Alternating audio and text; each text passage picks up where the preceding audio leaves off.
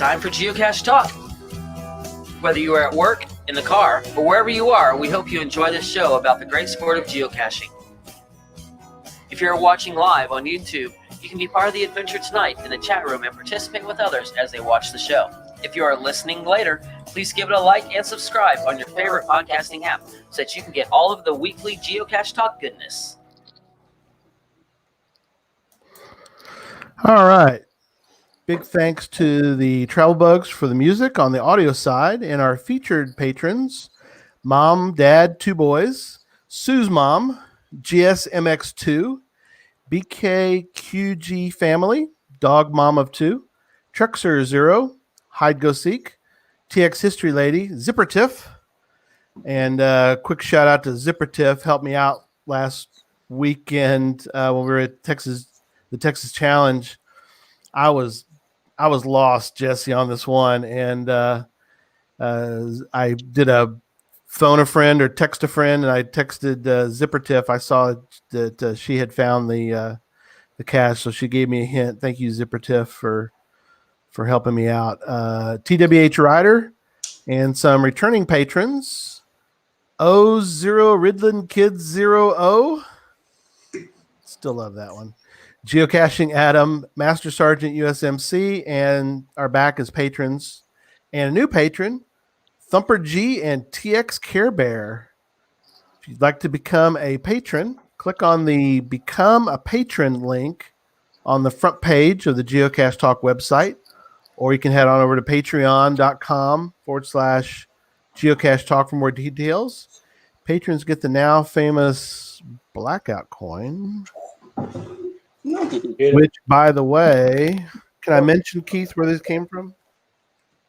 Yes. I had to find it. There it was. All of our coins, I got all three of them right here. How about this for a shot?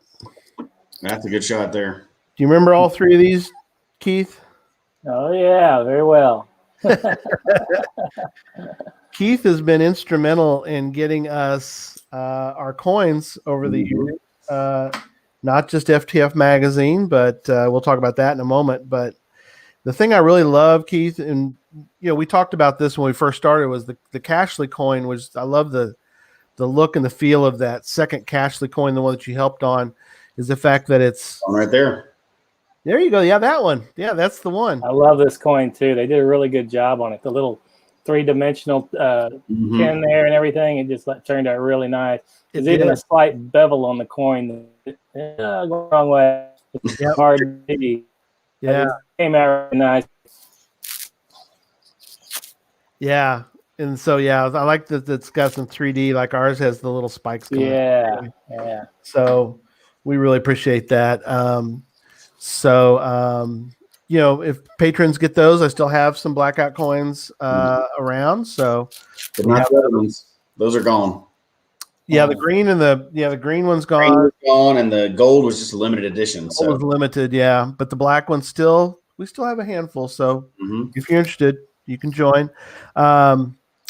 We have bonus content. We'll talk about that here in a moment. Invites to special events only for patrons. Support level start at as little as Bison Tube level, which is $3 a month. So let me first welcome my co-host, Jesse. Oh, good afternoon. I wanted to say good evening, but it's a lot earlier than normal for us. Good afternoon. And I'm going to go ahead. We'll jump to the sponsor here in a moment, but let's jump in first and welcome our guests. We, of course, have Keith Petrus, so we'll talk to Keith a little bit here in a moment as well. So Keith, thanks for joining today. Thank you.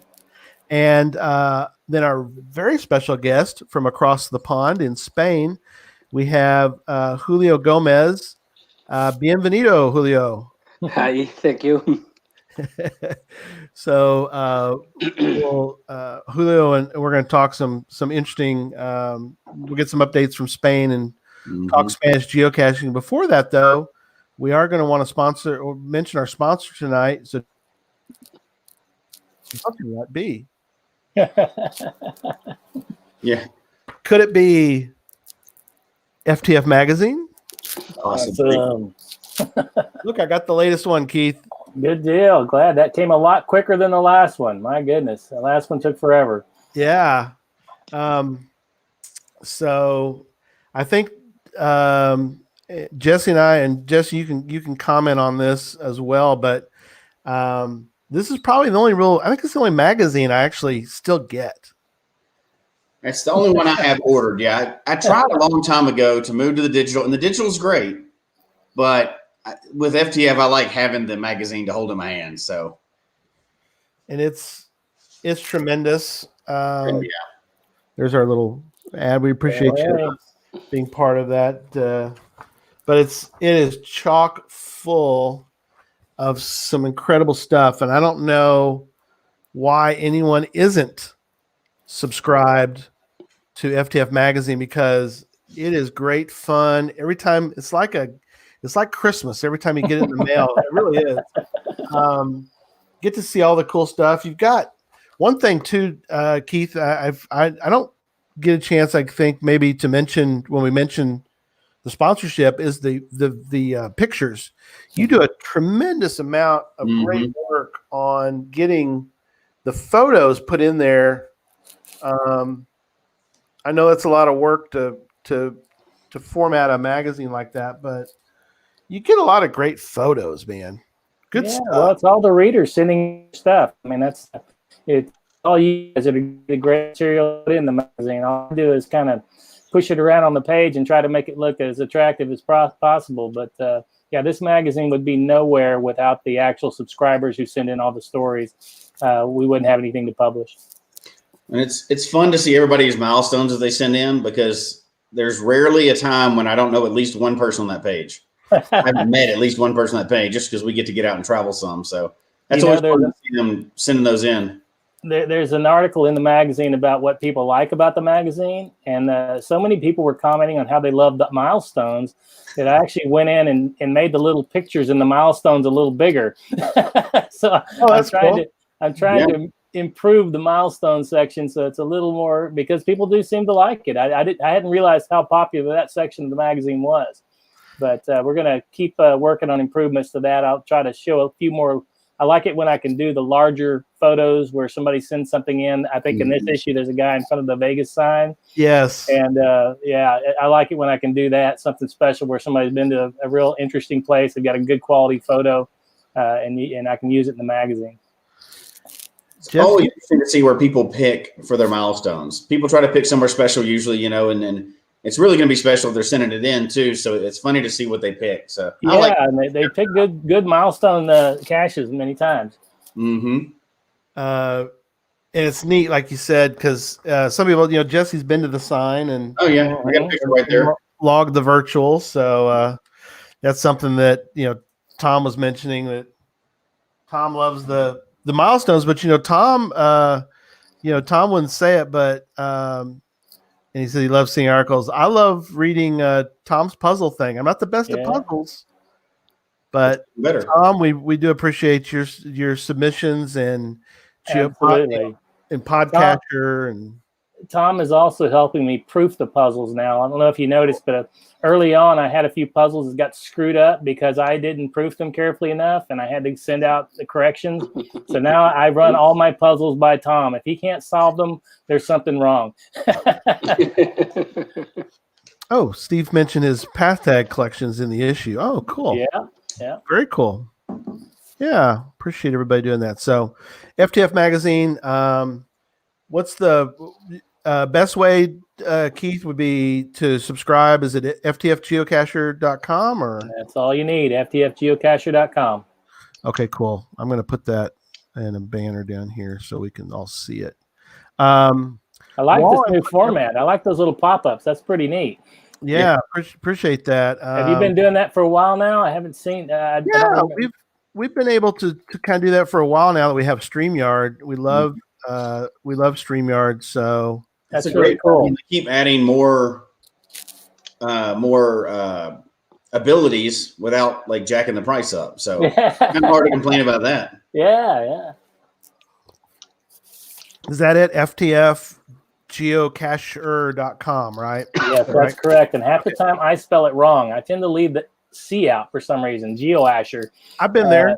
type in. You just have these common errors you make all the time. Right.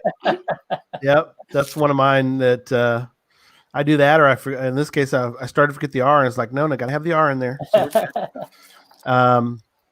So wonderful. Well, let's jump right in. Let's Julio's been patiently waiting. Thanks, Julio, for No problem. Julio, who's sounding better. He had not the virus, but he was sick earlier, and he and I got to talk a little bit, and I'm glad you're feeling better, buddy. I was really thinking the whole week that that you were going to be mad if I could not attend the show today, and I saw your mails every 3-4 days. So the show is on Sunday, just to get the acknowledge. Yes, it's on Sunday. Don't worry, I'm gonna be there. Now everything's fine. Good. It was I don't know if it was some cold or whatever. Yeah, I'll never know.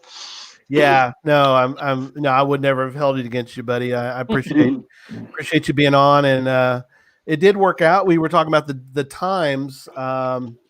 We thought at first it was going to be 10, but you guys did your daylight savings time, and so it's a little bit earlier, yeah, because we changed time to daylight saving time next weekend. Yeah. So it's great because it's an hour more that we can stay at home. So that's going to be the joke next week, that we can stay at home for 1 hour more during this weekend. But yeah, we changed in the last weekend of March. Yeah. So not quite as late as it might have been, but yeah. So give us, let's start with, before we get into the geocaching in Spain, tell us about what are the conditions in Spain. Give us sort of a feel for give us a feel for what things are going on in your country. Well, in Spain now the situation is complex. We have been all requested to stay at home. Well, requested first because you are supposed to get a fine if you go out from home without a justification, a reason for that. So only people who are working in hospitals or have to work in supermarkets, groceries, transportations, things like that are allowed to go out. The rest of us have to stay at home. People like me, I'm lucky because I can work from home with no problem. So I can still keep on doing my work. I've been already home with my whole family, 3 kids and my wife for 15 days, I think. So it's been a long time. But well, it's okay. I think it's something that it's the best thing we can do. Situation is complex in hospitals. They are getting lots of patients, and the best help we can do right now in Spain is just not to get ill, get safe, remain healthy, so that we don't give more work, and so that people who really may have more problems can be attended. So that's the situation here in Spain. We've been for 15 days, and today they said that they are going to extend it for another 15 days for the moment. So that's going to be until the mid of April, more or less. And well, let's see if that's the end of it or we get even into May. I really hope not, but let's see. I mean, we will have to do what we are given, what we are set to do, so that everything gets solved as soon as possible. Mm-hmm. So 15 days in, possibly another 15 days? 15 days in, another 15 days for the moment. No schools, nothing. So I only go out. I don't even go out to make the shopping because I do it online on the internet. So they bring it home every 2 weeks. I buy for the whole 2 weeks. So I don't have to get out very much. And yeah, that's it. Let's see. Luckily, I'm comfortable at home. I have what I need. I have my internet. I have my family, and I have my work here. So there's no worries about that. I cannot do what I have to do. So well, that's how we are doing. Yeah. So you can only go outside to go to the grocery store or go to work. Yeah, we are supposed. So we can. But what they say is, if you can avoid it, just avoid it. That's, for example, why I am doing my shopping online. So it's better to stay at home and that somebody brings it for you, that you go out and get in contact with many people. Yep. And regarding the work, so if you have to go to work, you are allowed to go. But what they recommend you is that if you can work from home, work from home. And the problem is that as all restaurants, hotels, pubs, and lots of shops, so everything that is not a supermarket or how do you say that in English? Chemistry, pharmacist, an apothecary. Pharmacy. Pharmacist. Everything else, it has to close, so it's closed. Right. So there are many people who right now cannot work and they are losing jobs because if you close the pub or the restaurant or the hotel, all the people who are working there, Right. in general, what they are making is what they call temporary resignation. So they have no jobs until this is over. When this is over, luckily they will go back to where they're working at. But right now, the business cannot stand. Right.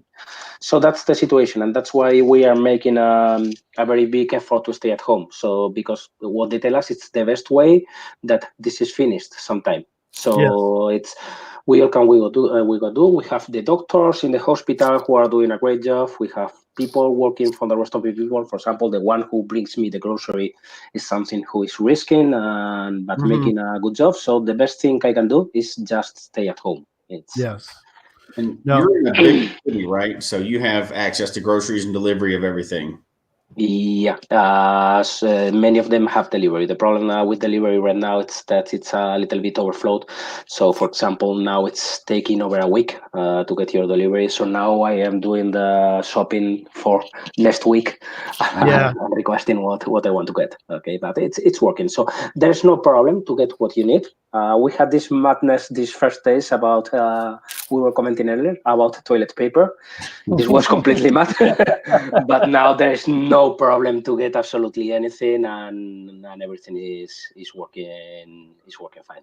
So that's good because we're still struggling with some of that, but so we are doing some funny things, so some interesting things. For example, and I saw a comment on the chat. Yep. Is that every night at 8 o'clock we go out to our windows in the city to clap for the real heroes. Right. For the real heroes here that are the medical, the hospital staff, and all the people who are working, so that everything goes on moving, and that make that I can stay at home because everything I need is here, and that's something they are making at 8 every night. And it's great. It's really that you can feel the community, and also from the geocaching side, that although, for example, there has been an initiative and in Madrid, where I live, for example, almost 30% of the caches have been deactivated, just as a sign of do not go out of home. So they took GSAC. I don't know if you know GSAC, and many people have deactivated many of their caches. That's interesting. And that's not only in Madrid; it's in the whole of Spain. But I know the figures in Madrid. That's where I live.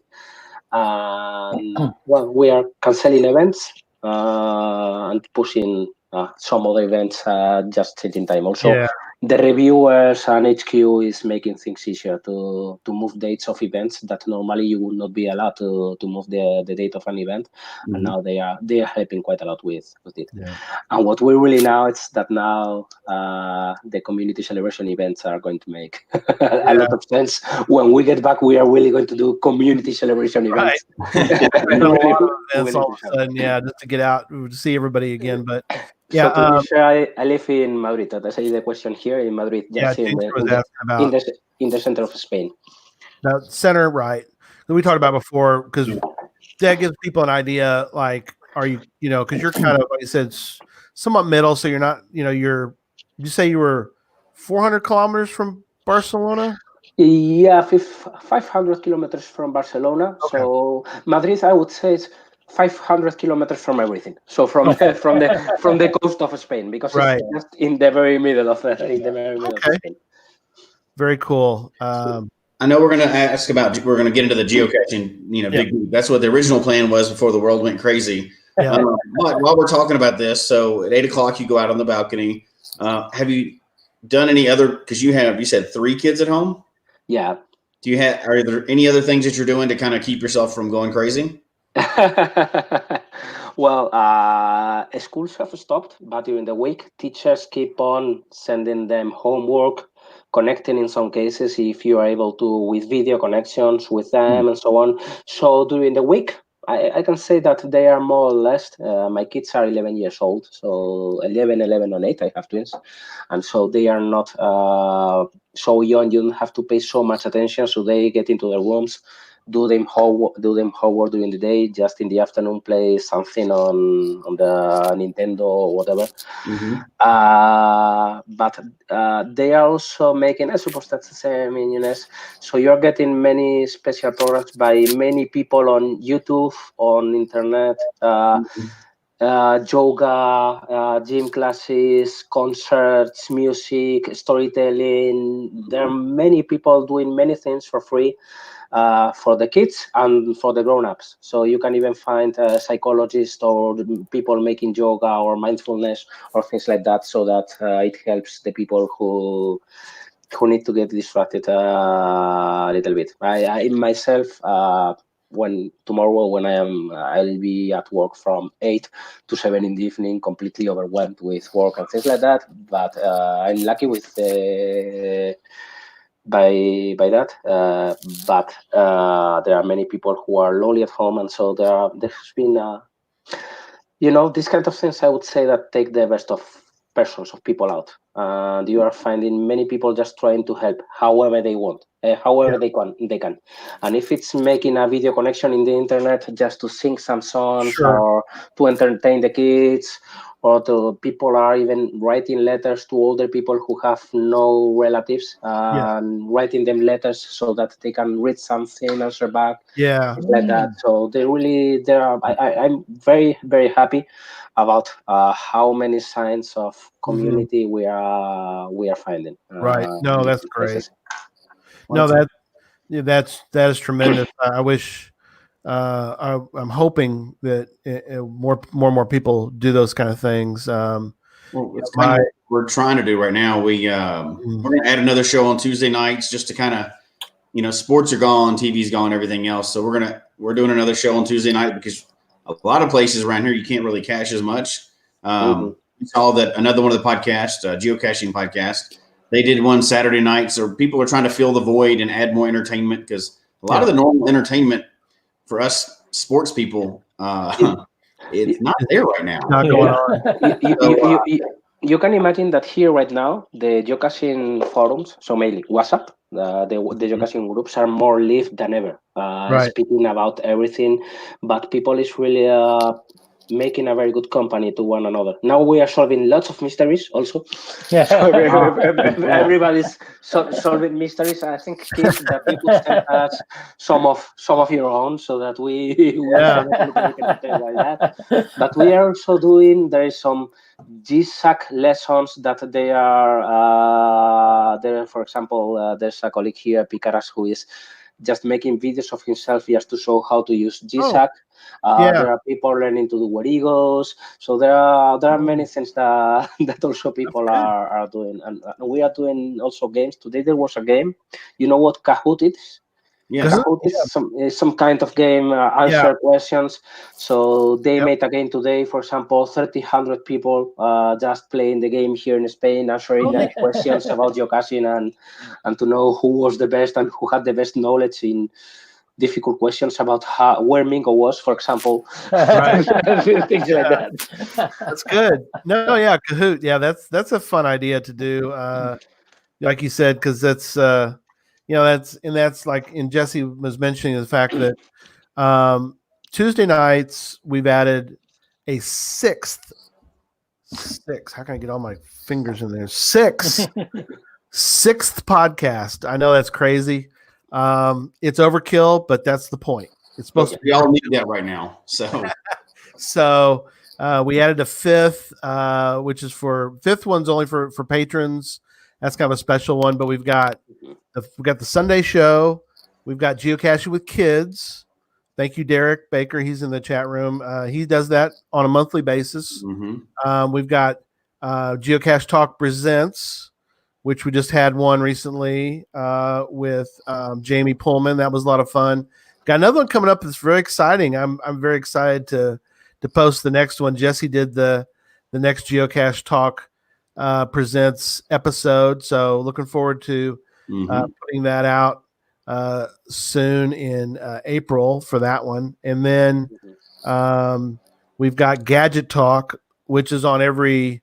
We're thinking to expand that a little bit. It's a monthly show, but I think we're going to go go to a couple times a month. Yeah. For Gadget Talk. And then the other fill-ins for Tuesday, we're doing what's called Tuesdays with Geocache Talk. And so looking forward to that. We got some great ideas for that. It's kind of be a lot of fun. It's going to be very different than the rest of them. And that's going to be fun to do as well. So looking forward to that. So again, thanks so much for the update. Really appreciate that. Julio, very interesting to hear about. So I guess, Jesse, do we want to jump into the topic of the day? Yeah, the world's going crazy, but we're still going to talk about geocaching. So yeah, absolutely. That's what we do. What I want to do is I want to take a minute. We'll get into some specific things, but I want to kind of go back to something that's interesting. Keith was on the show a while back, and we talked about the Camino Santiago. How's that? Camino de Santiago. Okay. Sorry, Keith. No, you said it best. And Camino de Santiago. Yes, it's a fascinating, in its own, regardless of geocaching, the Camino is a fascinating story about. And Keith that was a fascinating story. I know you'll never forget your time on the Camino. I will not. So just kind of give people real quick, kind of give people sort of an preview or a synopsis of what the Camino is, and Julio, you can jump into during this point, but kind of let people know what it is, and then maybe a little bit about.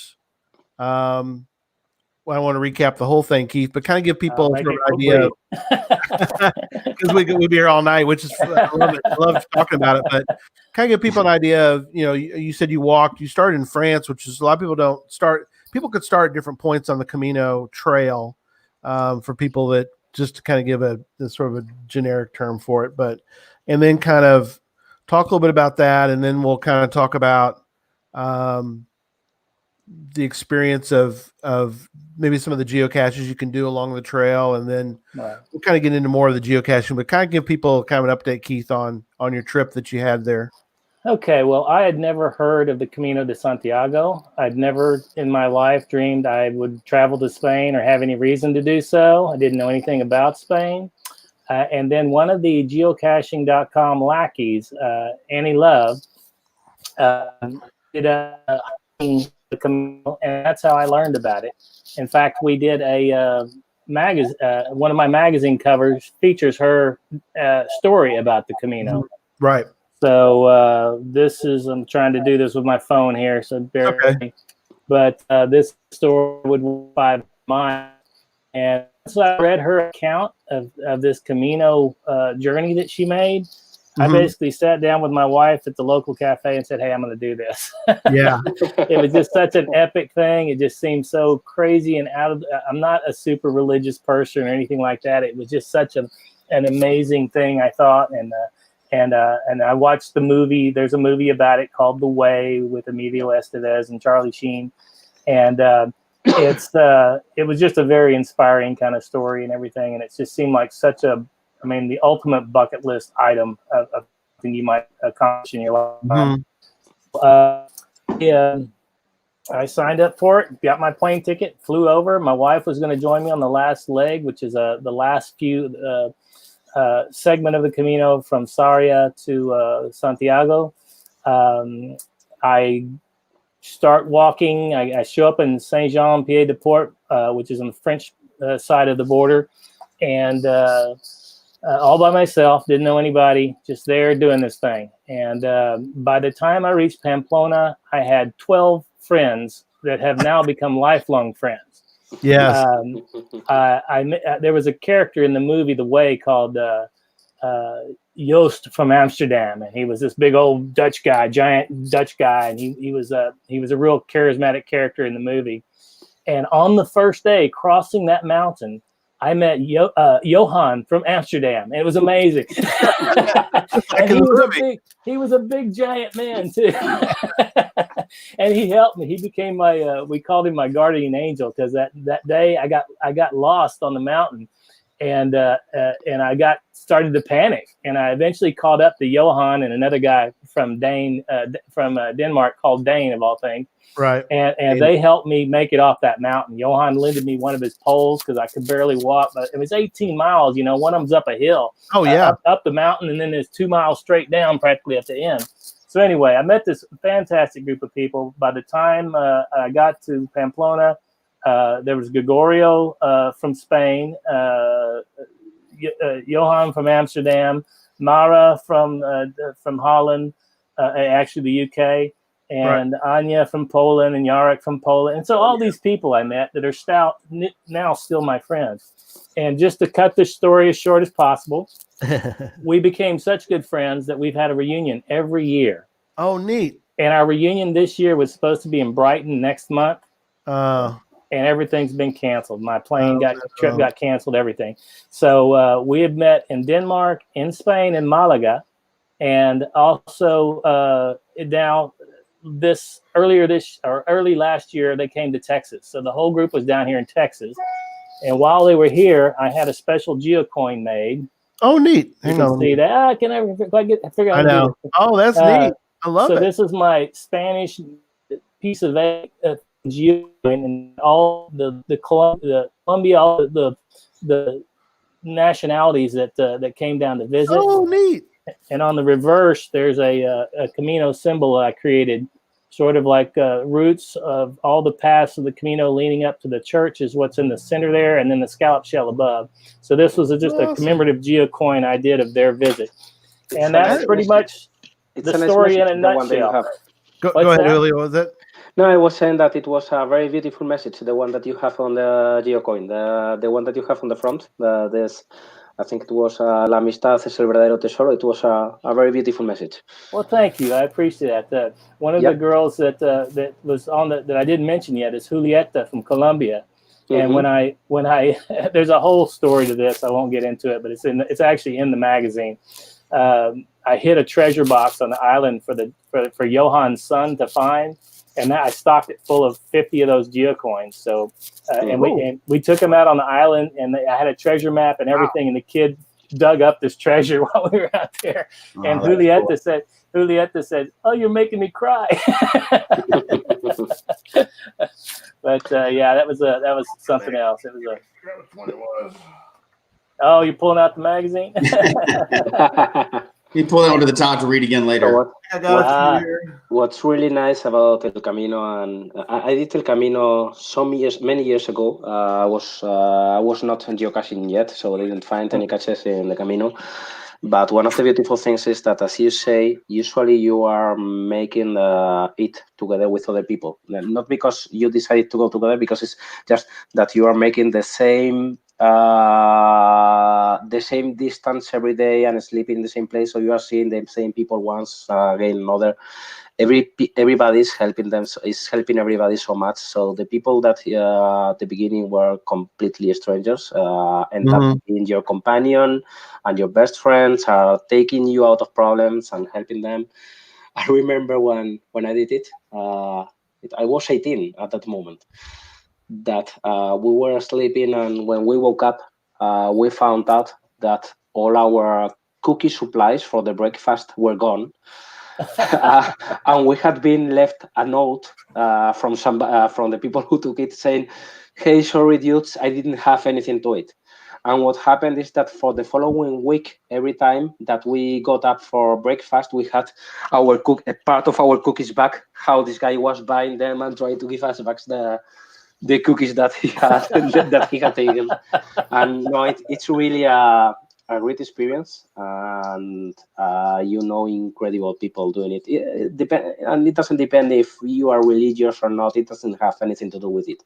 So El Camino is something that was born as a religious peregrination for pilgrims, but right now it really doesn't matter if it's religious or not. The experience being there is great. It's great. And I really encourage to everybody who is coming to Spain, if they are going to be here a while, they don't have to be 30 days. They don't have to work from France. I think what your wife did, Keith, from Sarria is the minimum you can do in order to get your accreditation, your passport. Right. That is 100 kilometers. I don't know how much it is in miles. 80 miles, something like that. Something like that, yeah. Something like that, 80 miles. So and it's really great. It's 4 or 5 days working if you're doing that. Right. So it's a good amount. Go ahead, Keith. So the thing about the camaraderie, the learning, the meeting people that I stayed in an albergue, which is like a hostel in Saint Jean called Bellari, and they took a big group photo of everyone. And after I returned home, I called, I probably emailed Bellari, the albergue, and said, "Hey, can I get a copy of that group photo you took at the very beginning?" And when I looked at that photo, I knew 8 or 9 or 10 of the people in the room with me that I had no idea who they were at the time that the photo was taken. And all these people had become acquaintances. Some of them been close friends. Some of them literally helped me, like Julio was saying. These people will help you if you have a problem, loaning you bandages for your toes, you learn many things. You learn many things in El Camino. How to make bandages, and it's how you really don't need so much clothes as you think you need. Absolutely, yeah. That was a big lesson. I mailed about half my stuff forward to Santiago after about 3 days. In Pamplona, I went to the post office.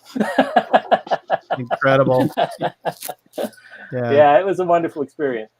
Jinxer, she said that's where she started in Sarria. So that's a good point for people if that's like you said, and about 75 miles. So that's cool. Yeah. Yeah, most people don't have a whole month to go take a vacation like that. So No, that's great.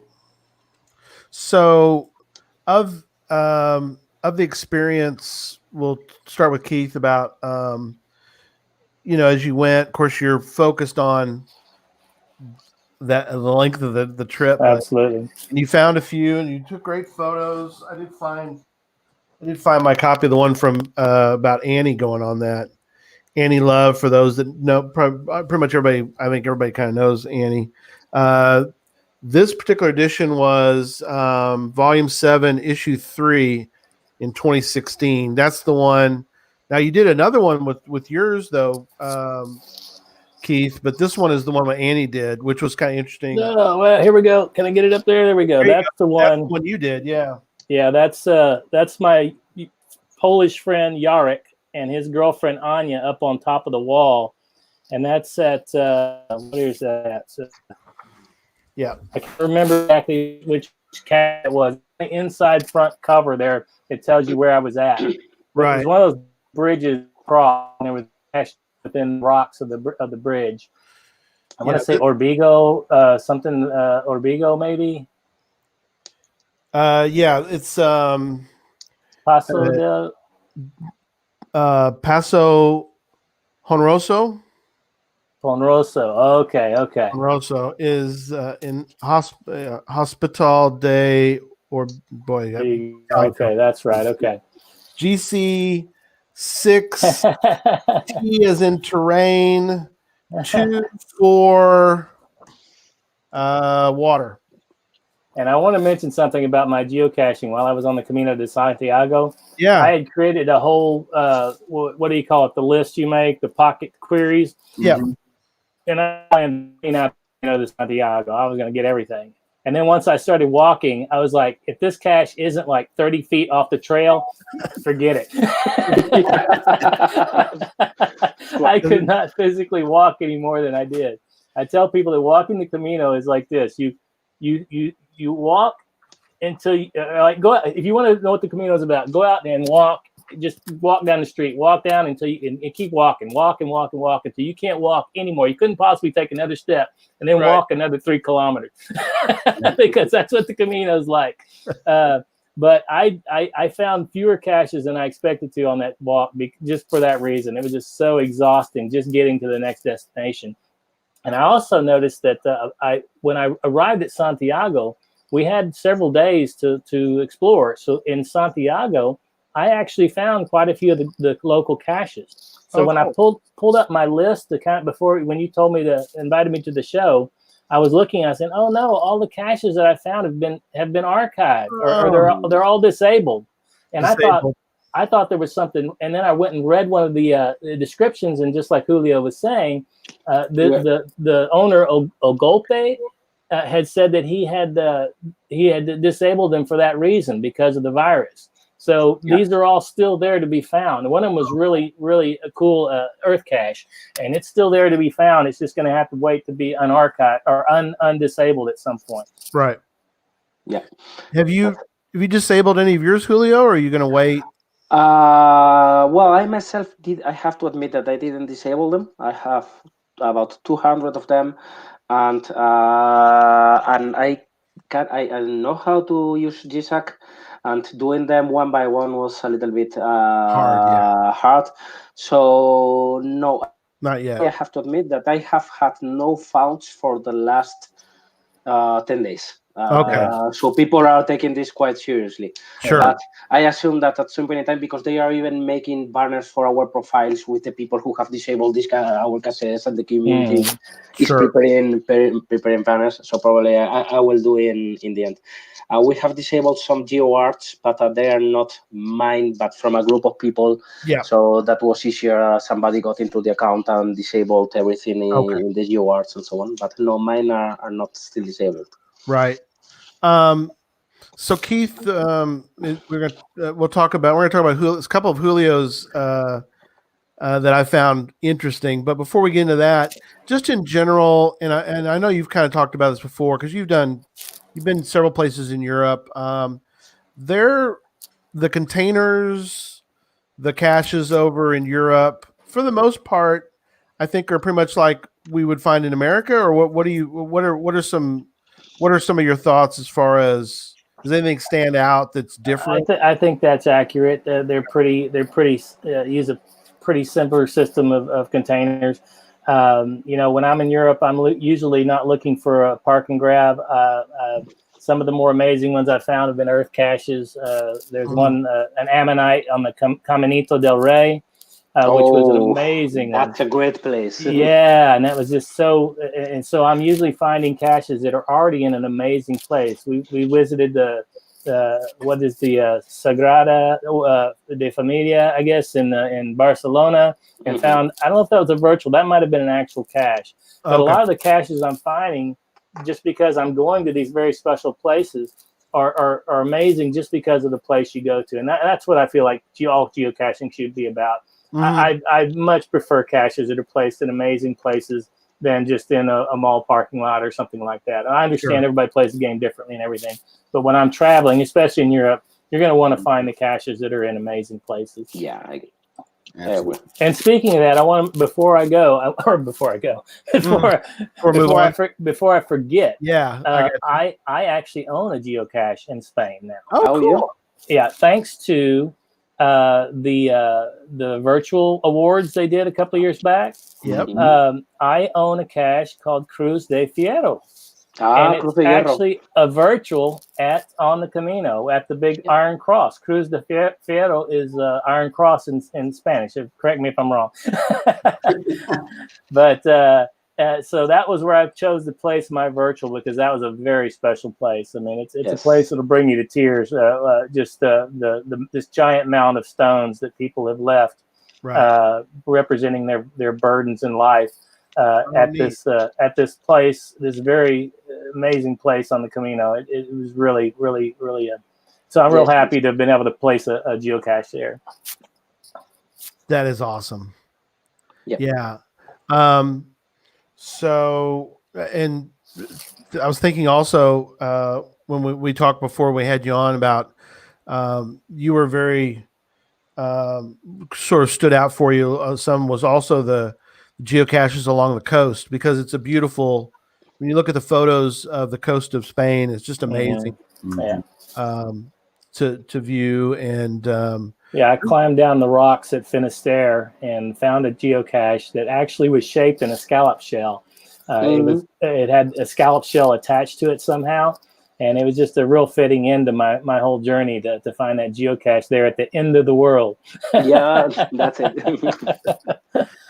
Is that something that Julio, a lot of people who come over, do you like, is that something that you might mention?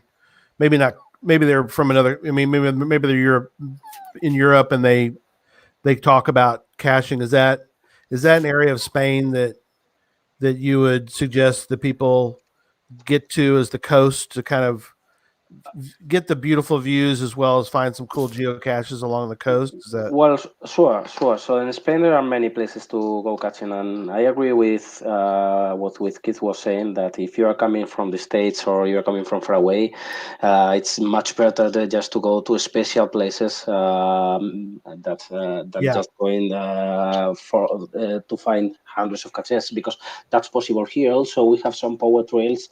We have one of 700 caches, and I really wonder myself when I was doing it, and I was seeing signatures, also signs and logs from German people, and say they came over from Germany to make this whenever they can stay in Spain, seeing beautiful things and so on, and they came to make this power trail, which really, it's just for the sake of getting one cache after the other Oh, right. Yeah. But yeah, here in Spain, just in the coast, and additionally the coast in the north of Spain is very different from the coast in the south and the east of Spain. One is the Atlantic Ocean, the other is the Mediterranean Sea, and they are very different from each other. The north is very, very green, as Keith will know for sure. The south is much warmer, much hotter. We even have a desert in the south of Spain, right? And there are great places. But also in the mountains. In Spain, there are lots of mountains. Of course, they are not the Rocky Mountains. We don't have the heights that you have in the United States. But there are great places here also to do some hiking if you go to the mountain and finding caches. Right. So yeah, I would say that. So I wouldn't tell anybody go to the coast or go to the mountain or go to the city. I would just say, just go what you like seeing, because I'm sure you will find wonderful caches everywhere. And we say cache. Sorry, it's geocaching. And I want to point something out. Every part of Spain is beautiful. If there's an ugly part of Spain, I haven't encountered it, because even taking a train ride from Madrid to I forget the city on the coast. It's not Malaga, but not far from there. It was just beautiful. I mean, the country is wonderful. It's a great place to visit, and don't worry about sticking to the coast. The whole damn country is fantastic. Right. Yeah, I would say it's not only the coast. It depends on what you like. So if you like the coast, for sure, go to the coast. There are many people from Northern Europe which come to Spain and stay the whole winter, just going, many geocachers, just going from the north of Spain to the south of Spain, down the coast. But also in Madrid or in the middle, in the big cities. Barcelona is a wonderful city to visit. Galicia in Camino de Santiago is a great place to see. Andalusia, Malaga, Huelva, Cádiz. So everything is just wonderful to see. And it's not a big country. I think it's not bigger than Texas, I imagine. No, probably not. If it's 1,000 kilometers from north to south, so that's about 800 miles from north to south. It's not. No, 800. 1,000 miles from north to south, probably. Right. You're exactly right, because when I got back, I started thinking, if I'd walked from my home in Port Aransas in South Texas, how far could I go? Right. If 500 miles, like the Camino.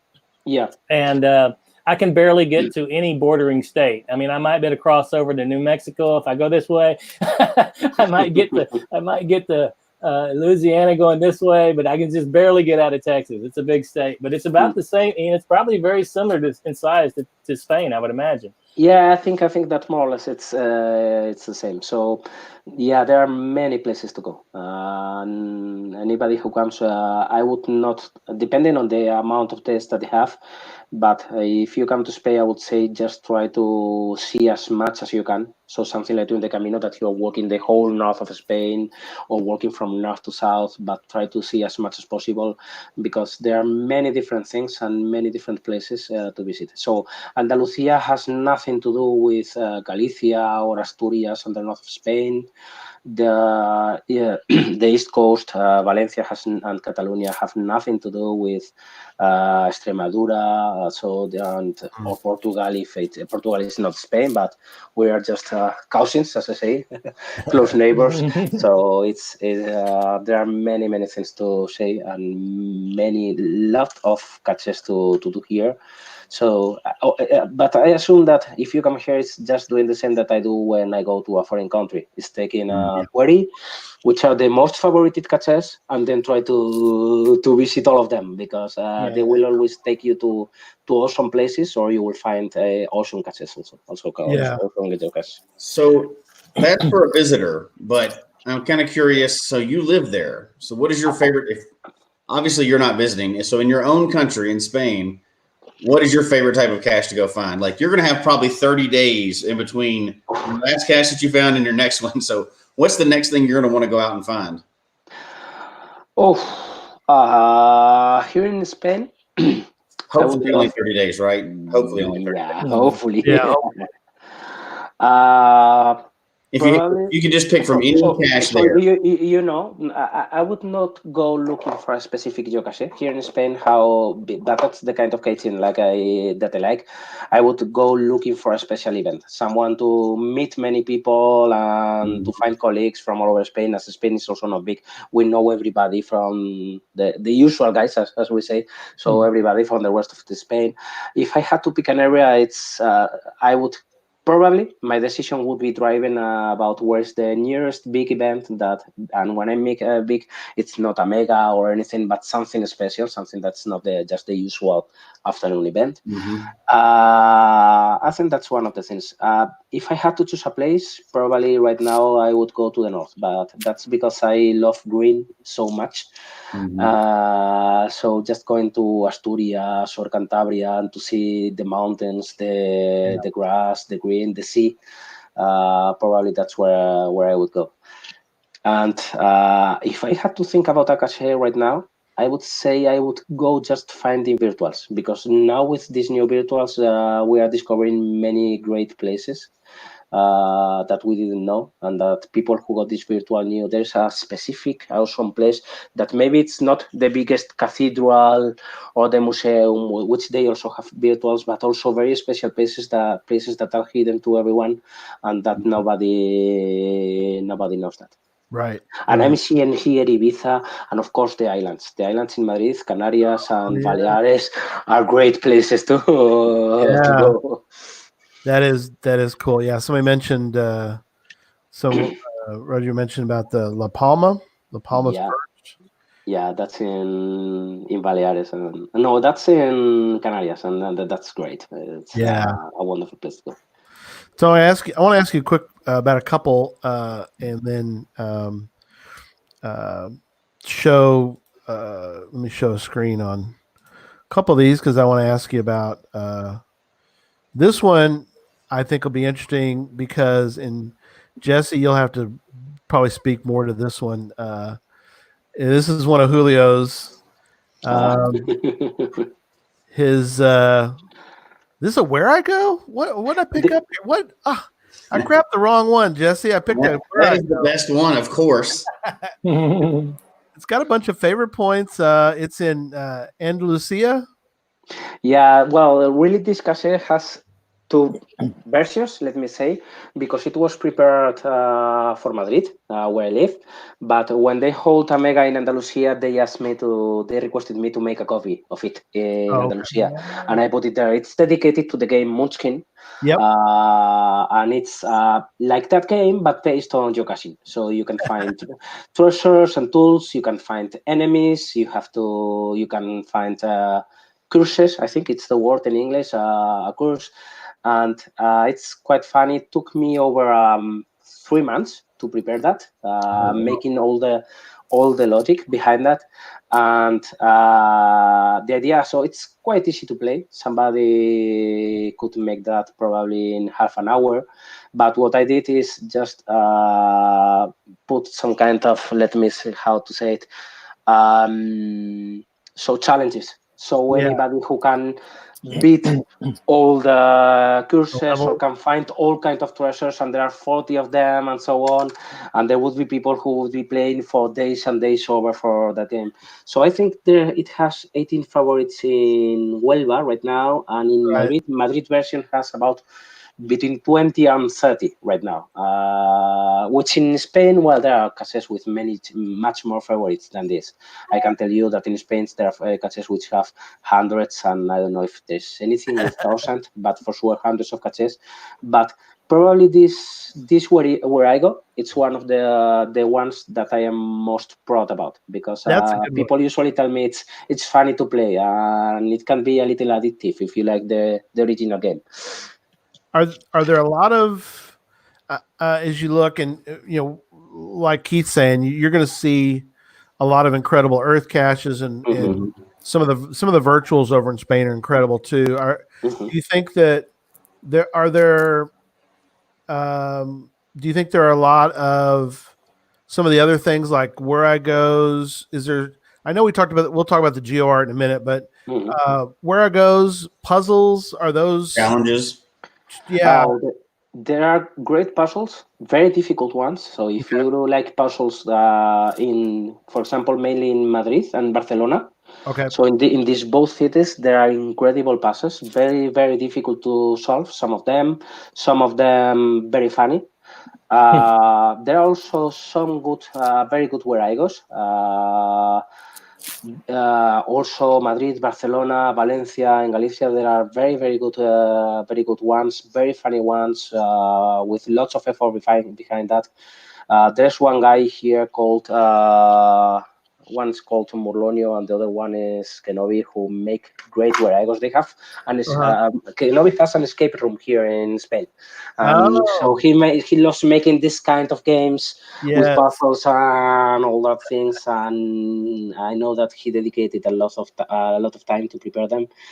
They're also very good physical, so traditional caches. We have some series in Madrid, in the north of Spain, also in Valencia, the east, which are called, probably someone who has come to Spain, to Madrid has shown this. I don't know if Roger or the other girl that was commenting, that is called a series that is called Pero Esto Que Es, that's called in English, What's This? And that's something that you will find in the city just at plain view, big post attached to something, and you just have to discover how to open it. A good point about these caches is, I always say that when I speak to the owner is, how on earth did you get to this place and literally, I don't know how you say that, attached it to the place, but with I don't know how to say it. How they so secured it. Physically attached to the place, so it's impossible that nobody's going to take it. That's cool. And he has incredible caches with a lot of imagination. That's cool. Of as you say, mechanisms. So there are some gadgets to open them. That's neat. We have some electronics caches, what we call, so just to play machine, to make some kind of, so some electronics around that, which is also very, very funny. And I always say, when I speak to the owners of this, is I wouldn't dare making some of this, because if it gets broken. If broken or somebody takes it, I would just go mad for the amount of time, and also even money that sometimes you are spending on that. Sure. So yes, there are very, very good ones. There are, but in all Spain, I think there are wonderful ones, and people enjoy them very much. Even when somebody publishes a really good one in the WhatsApp groups, everybody speaks about it and go explicitly to make that specific geocache because it's something special, and everybody wants to go just in case it disappears at some time, and so I have to go, and I have to go this week because who knows what will happen with it, and I want to see this in first hand. So there are great things here. Yeah. Do they? Because like Jesse talking about, like we were talking about challenges. Is that over here in the United States? We have people who, we have a lot of people who are interested in various different challenges. Jesse wrote a cool book about challenges. Do people over in Spain, do they like try to get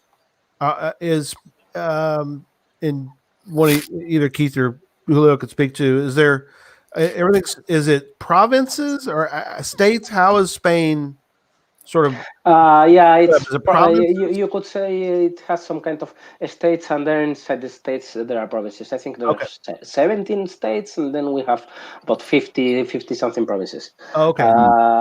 People try to like get one in every one, and they can kind of say, hey, I found one in every province. Yes, we like doing that. There's some challenges in order to get all provinces in Spain. There's also a very good one. I don't know if you have that in the USA. That is the 360 degrees.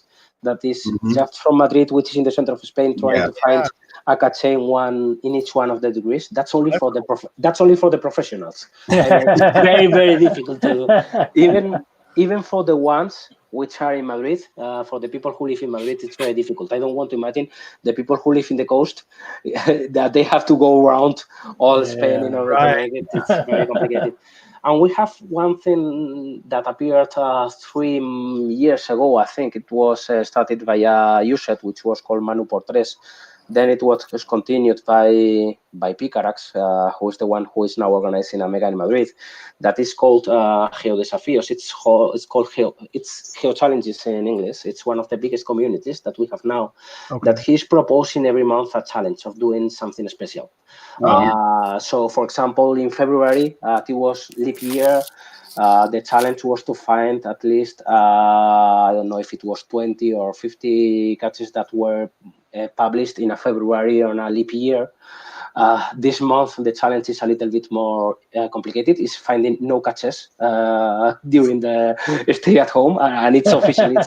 If you cannot find and block any catches during this period, but there are so it's always interesting because you get to do different things. For people, I've only been playing for 4 years, or 4 or 5, I don't know. Right. But for people who have been playing for a lot of their time, or even for people who are newbies, just trying to find some kind of challenge to do something special. You have to find a cache that is at least 100 kilometers away from your home, or you have to find cache which is at least or 5 caches during the month that are at least difficulty 4 or more, or terrain 4 or more. So things like that. This kind of funny things. There's a community where we are speaking about that. There's a great person who is making for us the banners, so we get into our profile some kind of banner if we have been awarded the challenge or not. And in fact, it's one of the biggest communities now in WhatsApp in Spain about geocaching is done about this, and it's very funny. Is it on? So socially, you said most people are using WhatsApp. Is that what they're using for? Or what are they using for? Is it Facebook or? For communicating, I would say that mostly we used WhatsApp. We have several groups in Facebook. There are some 3-4 associations in Spain, Geocaching associations. So we have Geocaching Spain, which was I think it was one of the first ones. We have one in Madrid, which is called Mat for Geo. There's one in the coast, which is called Geocaching Mare Nostrum.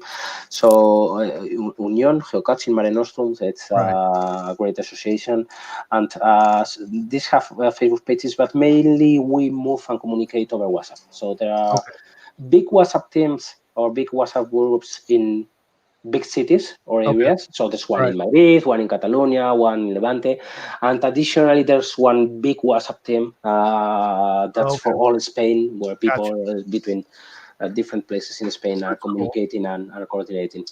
Yeah, no, that's cool. That's a neat way, like you said, for people to talk about the geocaching. As far as you can kind of tap into that and go, oh, what are they talking about? What's the latest going on in Barcelona? And you can kind of check on it and go, oh, there's a lot of talk about this new cache and stuff forth. Yeah, that's it. Very neat. That's a lot of online community. You mentioned events earlier. What are events like? I mean, you mentioned like just an average event, like a coffee shop or a meetup, but are events pretty common? Well, depends on the area. In Madrid, Valencia, Catalonia, there are many geocachers and events are very, very common. In other places, for example, if you go to Andalusia, they are not so common, and even many of the events are made by foreign people, German people or UK people or English people that are coming to Spain. But for example, in Madrid, Catalonia, I think we have events almost every weekend. I can say that last year my statistics were 50 events during the year, so it was almost every weekend having an event, considering megas, citos, you say cito, catching to us out, citos, normal events, and so on. So here in Madrid, for example, we have a usual monthly event that is called Geo Cervecitas, Geo Beers, where we meet the second Thursday of the month at one place in Madrid in every month to drink some beers and to keep up how we are doing. We have monthly events to go to the mountain to make a hike. We have at least 3-4 megas every year in all of Spain, in the south, in the east. We are having our first mega in Madrid, because it's funny that we didn't celebrate a mega in Madrid up to now, and we hope we are celebrating it. It's already a mega, and we hope we are celebrating it in October if everything goes well and we don't have any more problems in the way. But for sure, I'm pretty sure that we will make it.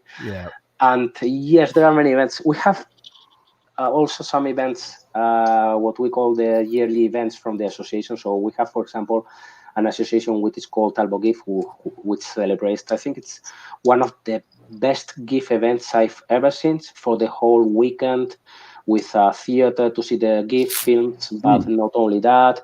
So with activities, dinners, specific catches prepared for the event. So it's wonderful.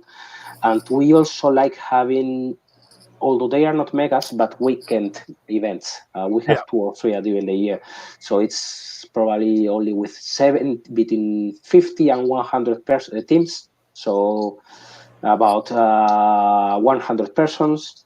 And that's for the whole weekend. We get all together to a specific point, usually a small village, and just hire a place, and the ones who prepare it for during the previous months, preparing special catches for that event and so on. And we all go there, and so not everybody. I mean, they are not big events, but it's very funny when you attend to one of those. So we're gonna. We'll talk kind of toward at the very end. We'll kind of talk about the mega coming up in October a little bit, but I know just mentioned that like you said, there's a lot of events, which is great. Jesse does one once a week, and I don't know, Keith, did you have an event to try to meet people while you're over there, or to do did you set up an event? I know that's probably something we always encourage people to do. If you're in another location, either another state or in this case another country, to set up a meet and greet, and that way you can kind of meet some of the locals. So I don't think I've ever done that. I like the idea. I've thought about it. It's just, I never think about it ahead of time to do the planning to make it happen. Sure. I'm trying to remember if maybe I have done it, and I don't think so. Did you do one in Belgium? Did you have one? No. Did I? I'm trying to remember. I don't know. It's possible. I'm trying to think if I might have had I noticed he said that I don't think so. Yeah, I like the idea there. Getting together for a couple beers. Would you call it 3 beers? Is that what you called it, Julio? Geocervecitas. Yeah, 3 beers. So that's funny. That's neat.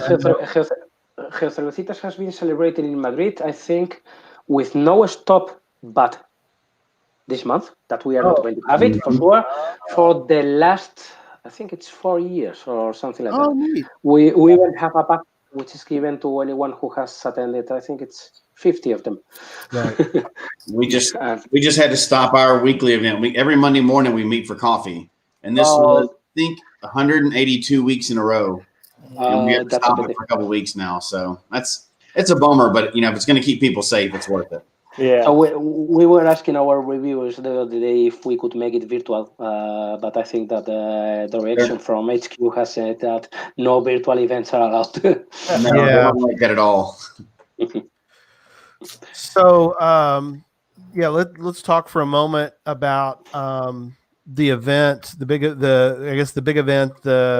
How do you say that? That's Brunete for Geo. Brunete is the place where it's going to be held. Okay. It's very near Madrid. It's just 20 minutes from Madrid by car. Yeah.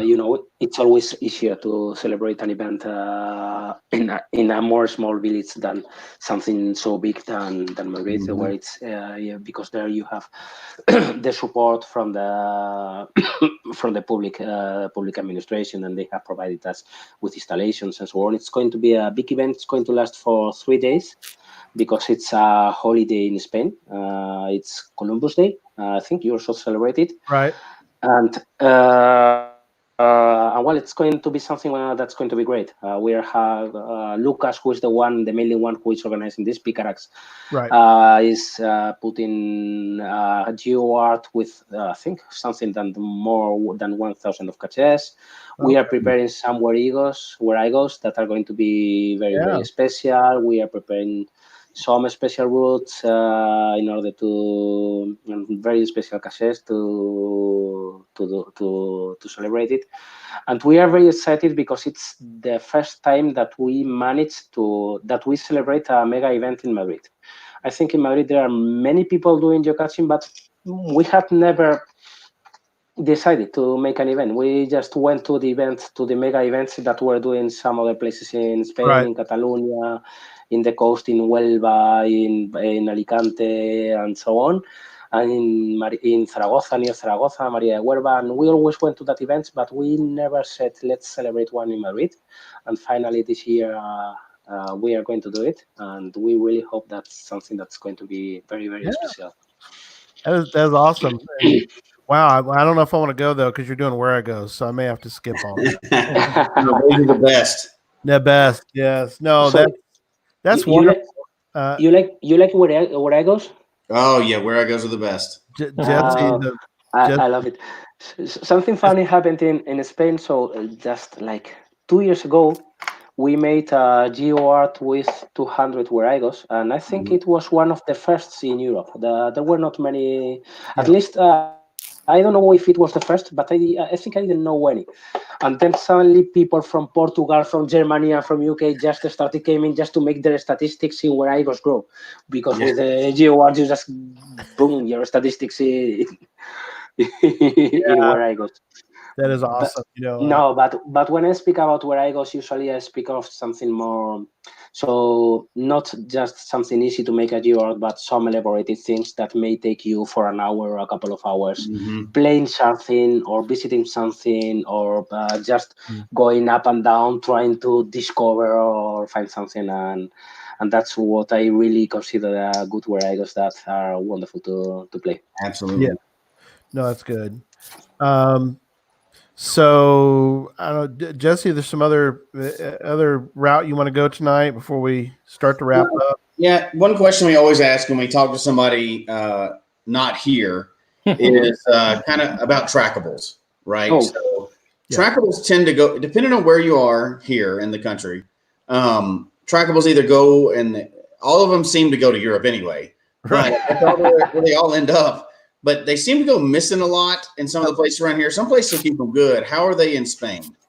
So trackables in Spain, I would say, I know that many trackables go to Europe. We in Spain always say that trackables go to Germany and never get out of there. So if a trackable goes to Germany, it's a black hole where all trackables stay, because it's also probably the place where there are more geocaches, more geocachers in Europe. In Spain, we usually move trackables in events. So so when I get a trackable, usually I don't leave it in a cache. I don't want it to get lost. So I usually move it from event to event. So whenever there is an event in Spain, you get this big box where everybody drops the trackables and gets them. And when you leave them, you usually say, so if you don't want them to get stolen, is either you leave it somewhere where it's difficult to access, so you know whoever is going to get there is who is a real geocacher, who knows what to do with the trackable. But the problem with these places is that you may leave it there and it may stay there for a year or half a year or a year and a half. That's true. Who knows when it's going to be taken. So I have to admit that for me, for example, mainly I move my trackables in events, and from event to event, we change them.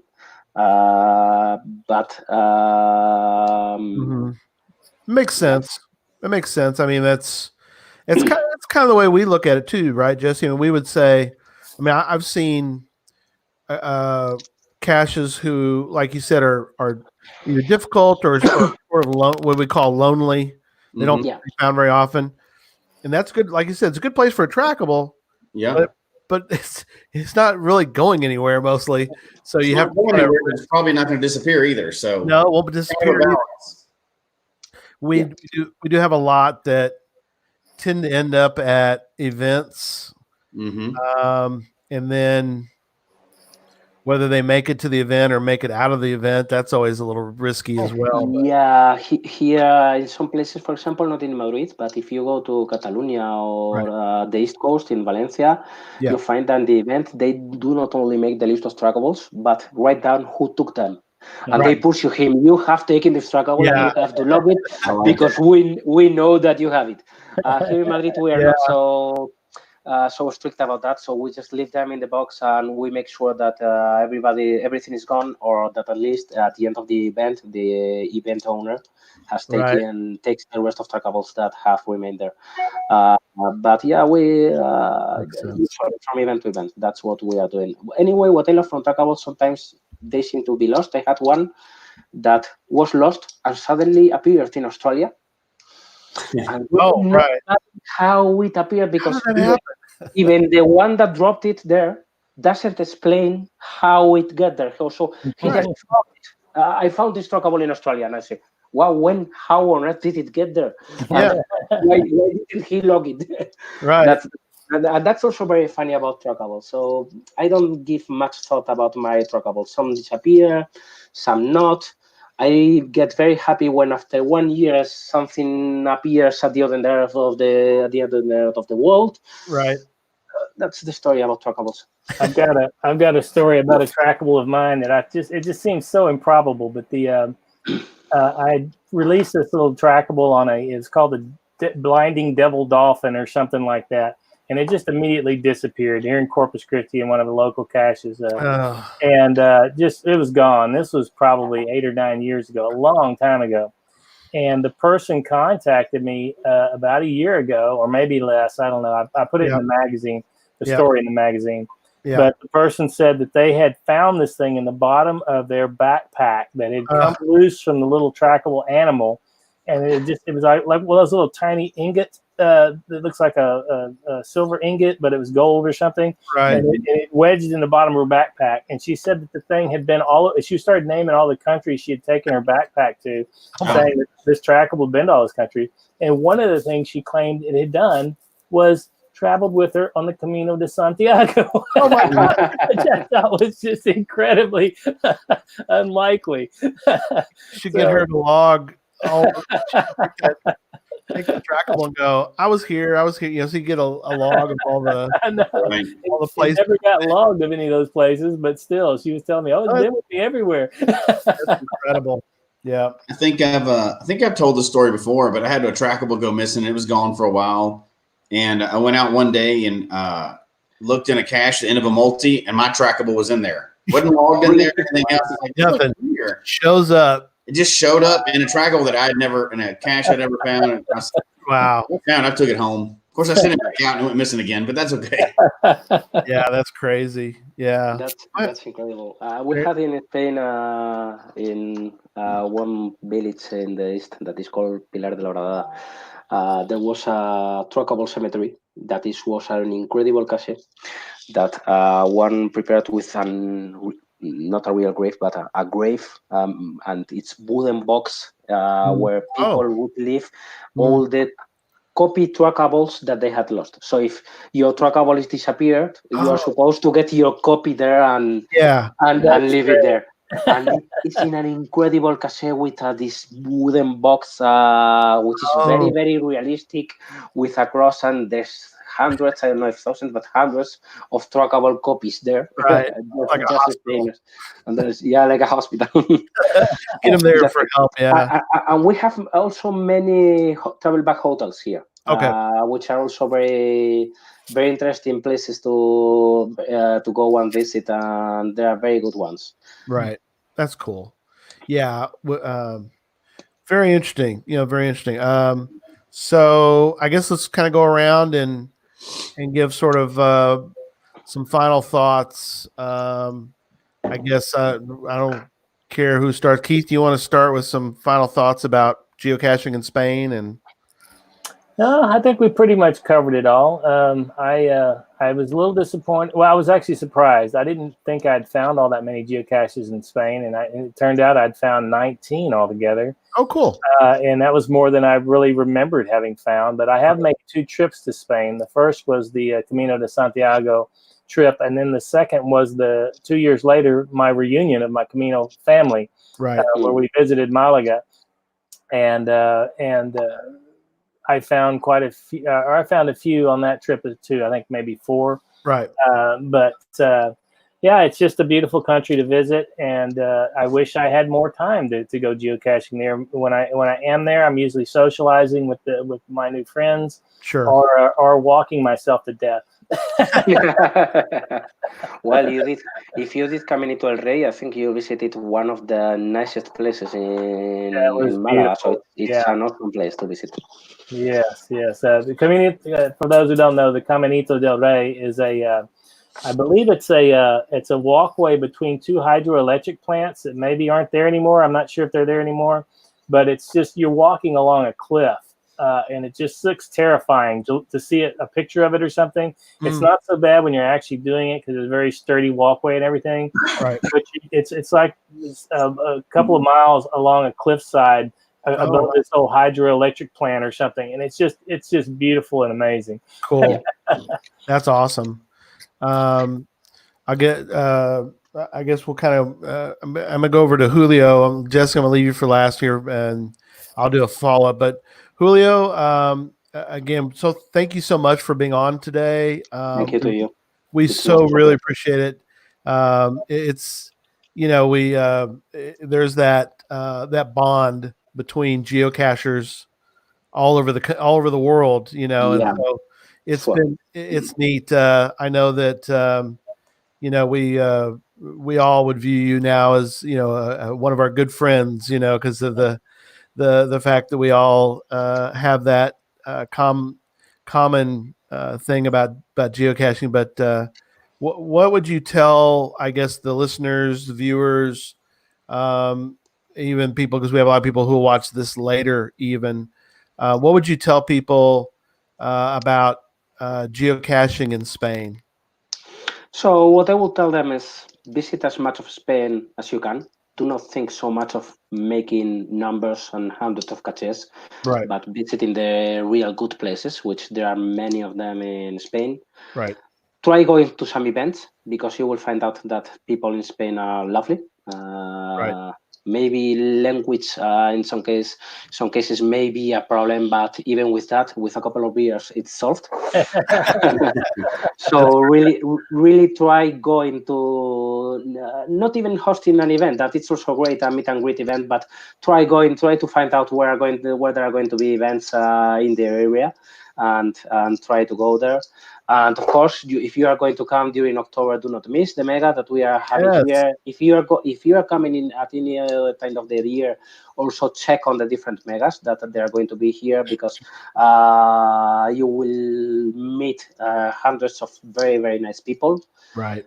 And if you come also, just enjoy. I mean, enjoy your visit. And everything is not geocaching. There are many other things to do.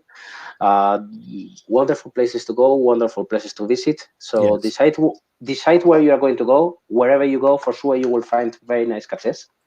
Yeah. So probably just go and visit things, and when you are there, just open your phone and check what can I find here, which will be amazing. Sure. Right. That's awesome. That's awesome. Jesse, and then I'm gonna. Yeah, every time we talk to somebody from outside of the country, it just makes me want to go there. So I know, me too. One more place to add on the list, and I'd love to make it to a mega. I'd love to make it to just small events, or just going around the countryside, even hiking like Keith did. Right. There's so many things there to do. You would get lost. You'd want to stay there for a month, like Keith. You said there for like a month, but I just want to stay there for a couple months just to cache and meet all the people and do all that stuff. And this is just secured that in my mind. I definitely have to. It's on the list anyway. Spain is definitely on our list. So yeah, no, I won't regret it. And if you come, please tell us, because we will organize an event just for you. Wow, there you go. So do tell us. So you tell us in advance, and we will organize that. There you go. Great. He'll make a where I go. He'll make sure the where I goes are ready to go for you. There you go. Yeah. That's perfect. So again, thanks. A couple things. We are doing a show this Tuesday, which is kind of unusual. We're going to do that for a while until all this craziness passes. Next Sunday, we have on Peanuts or Pretzels. They are we're carrying the theme along of travel, I guess. Peanuts or Pretzels, as Keith knows, they are big travelers. They used to live in Asia. They live on the road. They literally live on the road. They live out of an RV, and so we're going to talk about basically geocaching on the road and how they're find out a little. And they tell great stories.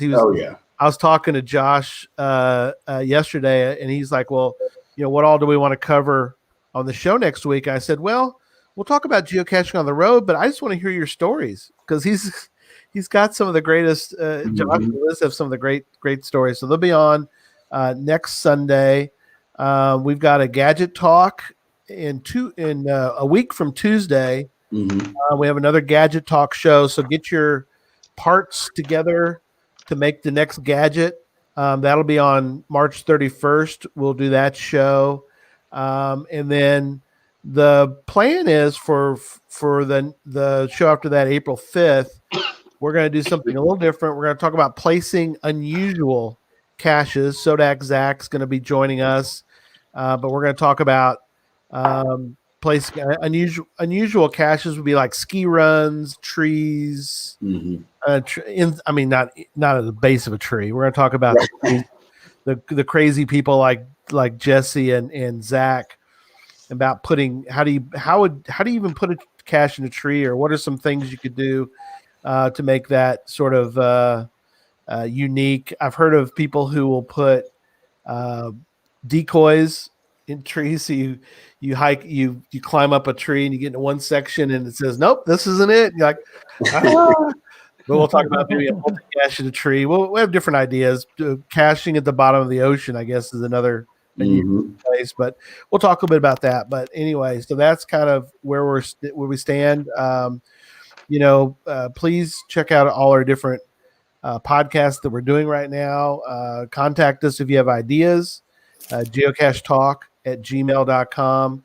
Obviously, this is a good time to be reading your FTF magazine. So definitely get out there and get you a copy of FTF Geocacher. Great stories. I know too, and as we're wrapping up, but Keith, I know that if you go to that website, you can purchase some of the old. I guess you can kind of go look and see what's available if you want to purchase older magazines. Is that correct? Actually, what I'm doing right now is I'm offering a deal where you can buy all 6 back issues of the latest back issues. I literally don't have. I've got personal copies of all the old issues, right? But I'm completely out of everything except for the last 6 back issues, and I'm trying to keep those available. I'm also about to release 2 of my. This is first time to know about it. I might send out an email later, but 2 of my latest. Crypto tags. I think it's can't remember which 2, but they're ones that I've already been giving out. But I went ahead and had those remade, and I'll be putting those on the site soon. And I've also got the latest magazine cover, not the latest, but the magazine cover with Joshua, the geocaching vlogger. Is going to be a coin now. So I'm going to be making that coin available here pretty quickly. It's supposed to come in this week. Oh, neat! Very cool. That is awesome. Yeah, I was going through. And by the way, on the coins coming from China, I've been leaving them on the back of the boat for like a week before I even open the package. Just in case. Just in case. Just be safe. We appreciate you being safe for us there. No, that's wonderful. So, again, thank you, everyone. Give us a like. Subscribe. And let me wrap up the show with a video if I can find it. Here it goes. Folks, we hope you've enjoyed the show tonight, as well as our new format. Please email us your comment at geocachetalk@gmail.com. Don't forget to follow us on Twitter, Instagram, and Facebook. The show can be found on Apple Podcasts, Stitcher, Radio Public, or Spotify, as well as at the Geocache Talk website. Don't forget to click that subscribe button below and ring that bell notification so that you can see and hear the show on a weekly basis. And tell your friends about the show. Get them involved with us in the chat room. And until next week, don't just talk about geocaching. Go geocaching. All right. Thanks, everybody. Good night, everybody. Thank you.